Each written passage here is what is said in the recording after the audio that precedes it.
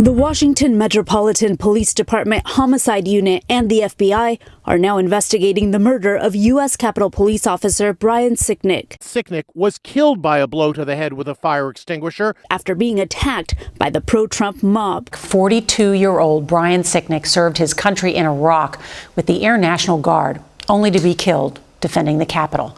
Officer Sicknick was the one officer who was beaten to death by Trump supporters. Capitol Police say Officer Brian Sicknick was injured while engaging with protesters before dying from his injuries. If they had gotten in there and gotten their hands on a congressman or senator, they would have slit their throats.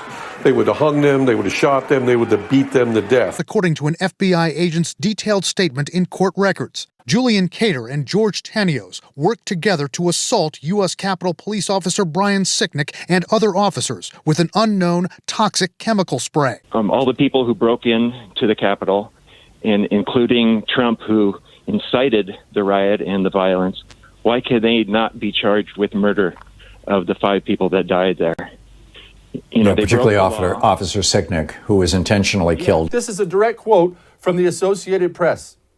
Capitol Police Officer Brian Sicknick, who died at the hands of a mob that besieged the U.S. Capitol on January 6th, will lie in honor next week in the building's rotunda. Sicknick was hit in the head with a fire extinguisher during a riot.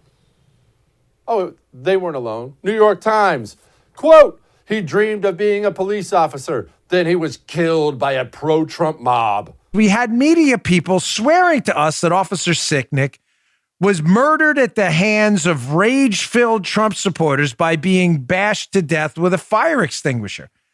And I had heard that story and had heard it from so many different sources that I said to myself, they better find those people immediately who did that.